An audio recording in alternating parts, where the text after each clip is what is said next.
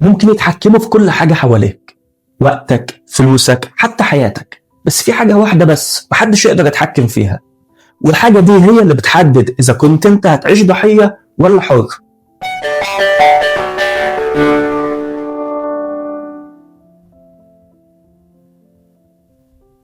اللي بيميزنا كبشر هو الوعي الذاتي، وهو إن إحنا ممكن نشوف نفسنا بعينينا ونفكر في عملية التفكير نفسها اللي إحنا بنفكر فيها ونغير سلوكنا، وده اللي إحنا بنسميه التصور الذهني لأنفسنا. بس للأسف أغلبنا مش بيشوف نفسه بنفسه فعلا، وبيشوف نفسه من خلال المجتمع وكلام الناس، وكده ما بيعرفش نفسه حقيقة وما بيحددش سلوكه إذا كان صح ولا غلط، لأن أنت كده بتبقى عامل زي إن أنت واقف في غرفة كلها مرايات بتدي انعكاسات في كل الاتجاهات وكلها مش حقيقية. احنا كل يوم بنسمع كلام زي انت متأخر، انت عصبي، انت ليه مش منظم، مش معقول انت عملت كده. ومع الوقت تبدأ تصدق ان الكلام ده هو انت. بس هو للأسف يعني الكلام ده والأشياء دي مش بتعكس حاجة غير ضعف وخوف اللي بيقولهم. تمام يا صديقي، انا عارف ان انت دلوقتي بتقول ما انا كده كده لازم اتأثر باللي حواليا. هقول لك انت صح، وكمان كلامك ليه أساس علمي. في 3 نظريات بيحكموا الكلام ده. النظرية الأولى هي الحتمية الوراثية، وهي إن إحنا نتيجة صنع أجدادنا، وارثين الكلام ده من أجدادنا. مثلا ممكن أقول لك أنت مصري ودي طبيعة الشعب المصري. الثانية هي الحتمية التربوية، وهي إن أنت نتيجة تربيتك، المواقف اللي حصلتك وأنت طفل. والنظرية الثالثة هي الحتمية البيئية، وهي إن أنت نتيجة ظروف البيئة المحيطة بك، من مديرك في العمل، من أسرتك، من زوجتك، كل حاجة بتحصل حواليك. يعني باختصار كده أنت نتيجة الماضي، نتيجة الناس، نتيجة تربيتك، نتيجة الظروف، تبدأ تحس إن أنت مجرد رد فعل. بس هل الكلام ده حقيقي؟ هل إحنا فعلا مجرد رد فعل؟ الحقيقة مختلفة جدا ما بين أي موقف بيحصل لك ورد فعلك. في مساحة صغيرة جدا، المساحة دي اسمها حرية الاختيار. وأنا هوضح لك الكلام ده بقصة حقيقية، وهي قصة الدكتور فيكتور فرانكل. دكتور فيكتور فرانكل ده كان طبيب نفسي، وكان مؤمن بنظرية حتمية الظروف، وتم اعتقاله في المعسكرات النازية، وتعرض لجميع أنواع التعذيب اللي ممكن تتخيله أو ما تتخيلوش. وفقد في الفترة دي زوجته وأبوه وأخوه، وكان مستني هو نفس المصير. بس وهو قاعد كده في أوضته لوحده قاعد يفكر، طب هم ممكن ياخدوا كل حاجة مني وممكن يسيطروا على كل حاجة حواليا، بس مستحيل يسيطروا على هويتي وكينونتي وحريتي واختياري الداخلي. وهنا اكتشف مبدأ أساسي من مبادئ الطبيعة البشرية، وهو ما بين المثير والاستجابة تكمن حرية الاختيار.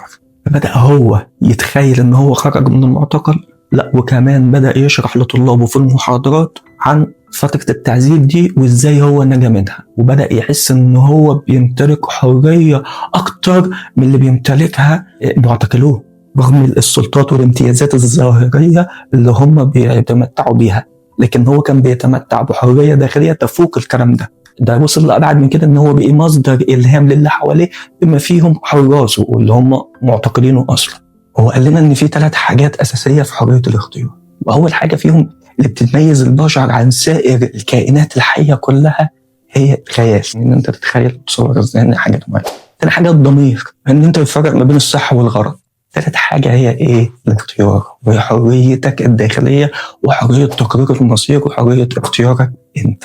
وهنا بقى نبدأ نفهم يعني ايه مبادرة. المبادرة دي مش ان انت تاخد خطوة لقدام بس، المبادرة دي ان انت تبقى مسؤول عن حياتك وسلوكياتك وقراراتك، مش المجتمع، مش الظروف، مش الماضي هم المسؤولين. وفي نوعين من الناس، في شخص انفعالي وفي شخص مبادر. الشخص الانفعالي ده بيتأثر بالجو، الطقس يسود الضباب والأمطار والعواصف تلاقي مزاجه سيء، ولو الطقس معتدل تلاقي مزاجه حلو. وكمان بيتأثر بسلوكيات الناس وكلام الناس، كلام الحلو بيخلي مزاجه عالي العال، كلام الوحش بيخلي مزاجه سيء.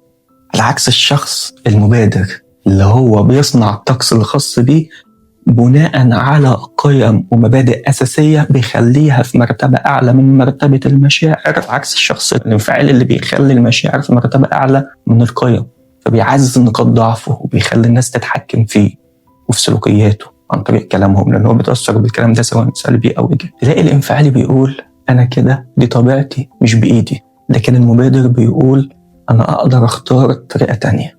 حتى في العلاقات ناس كتير قوي فاكرة إن الحب ده مشاعر، لكن الحقيقة لا، الحب ده فعل. إنك أنت تختار تهتم، تضحي، تسمع، ده فعل بتحصل على ثمرة الفعل ده بإيه؟ بالمشاعر. لكن للأسف أغلب الناس بتهتم بالمشاعر أكتر من الفعل، فبتفقد الاتنين اللي هو الحب والمشاعر، وتؤدي إلى انهيار العلاقة. ولما بتحصل لنا حاجة بتضايقنا، الحدث نفسه مش هو اللي بيضايقنا، لكن تصريحنا وموافقتنا إحنا على حدوثه هو اللي بيضايقنا. وزي ما قال إلون روزفلت لا أحد يستطيع أن يؤذيك دون إذن، وزي ما قال غاندي لا يمكنهم أخذ احترامنا لأنفسنا إلا إذا أعطيناه نحن. وكوفي بيحكي لنا موقف حصل معاه وهو بيلقي محاضرة عن المبادرة. بيقول بإنما هو كان بيلقي المحاضرة، وقفت ست كده بدون استئذان فضلت تتكلم، فكل الناس قعدت تبص لها. هي حست بالإحراج فقعدت، بس هو لاحظ إن هي ما قدرتش تتمالك نفسها وفضلت تتكلم مع الناس اللي حواليها وهي مبسوطة. فكوفي عايز يعرف فيه إيه، استنى فترة الاستراحة بفارغ الصبر، وبعدين راح للست وسألها، فقالت له أنا شغالة ممرضة، وانت بتتكلم بقى عن حرية الاختيار وبتتكلم عن مبدأ المبادرة وان انا اللي مسؤولة وان انا اللي اختار اكون سعيدة ولا لا، والسلوكيات والظروف الخارجية مش هم السبب. كنتش مقتنعة بالكلام. ليه؟ علشان انا عندي مريض بأديله كل الخدمات اللي هو عايزها، ومع ذلك مش بلاقي منه اي كلمة تقدير ولا شكر، بل بالعكس دايما بيزعق ويعلي صوته وبيتصيد الاخطاء، لدرجة ان أنا كنت بتمنى إن هو يموت. ومش أنا بس، كل الممرضات بيتمنوا نفس الكلام. بس وأنا قاعدة كده قلت أفكر طيب في الكلام اللي أنت بتقوله. فلما الأفكار تغلغلت داخل أعماقي واقتنعت بيها، وقفت وكنت عايز أصرخ وأقول أنا حرة، أنا أقدر أختار أكون مبسوطة وسعيدة ولا لأ. وهنا الحدث مش هو اللي بيأذينا أو هو مش هو اللي بيضايقنا، استجابتنا إحنا للحدث ده هي اللي بتضايقنا، وهي اللي بتحدد إذا كنا هنكون مبسوطين ولا لا. لأن ما بين المثير والاستجابة تكمن حرية الاختيار. في طريقة بسيطة تقدر تفهم بها نفسك أكتر، وهي دائرة الهموم ودائرة التأثير. بص، هو احنا كلنا كده عندنا حاجات بتقلقنا، سواء ديون في العمل، في العلاقات، الحروب، كلنا عندنا حاجات بتقلق. بس الحاجات دي في حاجات احنا نقدر نتحكم فيها، وفي حاجات احنا ما نقدرش نتحكم فيها. الحاجات اللي احنا ما نقدرش نتحكم فيها هي دي اللي بتشكل دائرة الهموم. الحاجات اللي احنا نتحكم فيها هي اللي بتشكل دائرة التأثير، واللي انت بتركز عليه بيكبر. فلو انت ركزت على دائرة الهموم، دائرة الهموم هتكبر وانت هتضعف. ولو ركزت على دائرة التأثير، دائرة التأثير هتكبر وانت هتقوى. وأي مشاكل في حياتك ما بتخرجش عن 3: مشاكل مباشرة، مشاكل غير مباشرة، مشاكل خارج عن السيطرة. وكل واحدة من دول لها حل، بس الحل ده بيعتمد عليك انت في الأساس. يعني مثلا المشاكل المباشرة، المشاكل المباشرة دي اللي هي ايه؟ اللي هي سلوكياتنا، فتتحل عن طريق ايه؟ تغيير عاداتنا. ودي الانتصارات الشخصية اللي هي العادة الأولى والثانية والثالثة في الكتاب ده. أما بقى المشاكل الغير مباشرة وهي ايه؟ سلوك الغير، فتتحل عن طريق ايه؟ تأثيرنا احنا. ودي الانتصارات العامة اللي هي العادة الرابعة والخامسة والستة اللي احنا هنشرحهم في الكتاب ده.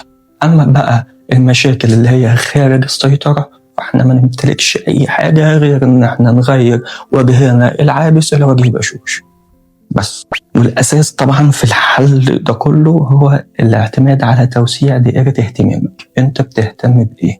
والمشاكل اللي بتحصل لنا نتيجة الاختيار الخاطئ احنا ما نقدرش نعمل ريبلاي ونعيد الموقف من الأول عشان الاختيار الصح.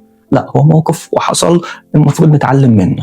وده اللي بيعمله الأشخاص المبادرون، بيعترفوا بالمشكلة وبيتعلموا منها، على عكس الأشخاص الانفعاليين عايزين حل عايزين حل عايزين حل وبيفضلوا وراها وبيعترفوش بالمشكلة. فمطاردة الأفعى السامة لا يؤدي إلى شيء سوى إلى سريان سمها في باقي جسدنا. وكفي عشان خاطر يوضح لنا الأخذ بزمام المبادرة ومدى قوته، لأن هو كان في مدير أحد الشركات. المدير ده كان بيتمتع بمهارات عالية جدا وذكاء حاد، ولكنه كان سيء الطباع. كان بيتعامل مع كل الناس الموظفين والمديرين التنفيذيين اللي معاه كأنهم رسل بيوصلوا رسالة، مش أكتر ولا أقل. هو صاحب الكلمة الأولى والأخيرة في المؤسسة. فبدأ كل المديرين التنفيذيين دول يتذمرون منه ويتضايقون ومش عارفين يعملوا معاه إيه، مش لاقيين له حل ومستنين يطلع معاش بفرق الصبر.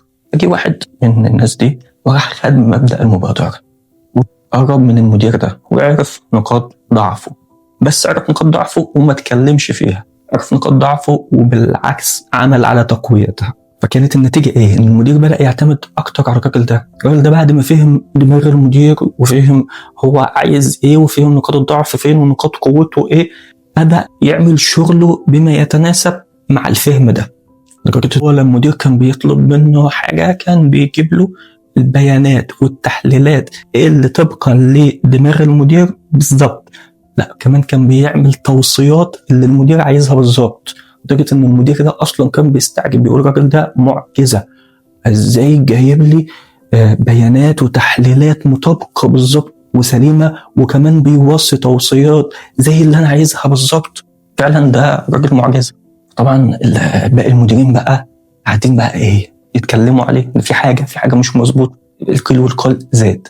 فالراجل برضه ده راح خد مبدأ المبادرة مع الناس لدرجة ان هم ما كانوش بيعملوا حاجة غير لما يرجعوا له، بما فيهم المدير نفسه طبعا.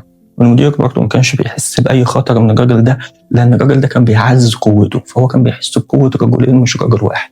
وأهم حاجة إن أنت توعد نفسك بأشياء وتوفي بيها حتى لو كانت صغيرة، لأن ده بيعزز من تقوية شخصيتك وإحساسك بالمسؤولية وحرية الاختيار. كمان تحدد أهداف وتحققها حتى لو كانت بسيطة. أنت مش ظروفك ومش ماضيك ومش كلام الناس عنك، أنت قراراتك وعاداتك. من النهاردة في كل موقف هيحصل في حياتك اسأل نفسك أنا هكون رد فعل ولا اختيار؟ احنا مش لسه هنستنى نتحبس في معسكرات النازيين زي الدكتور فيكتور فرانكلين عشان خاطر نبدأ نكتشف المبدأ ده. ولو الفيديو ده فرق معاك اعمل لايك واكتب لي في الكومنتات انا هبدأ اختار. استناني في الفيديو الجاي واعمل سبسكرايب عشان يوصلك كل جديد، وشير علشان خاطر غيرك يستفيد. ودمتم في امان الله.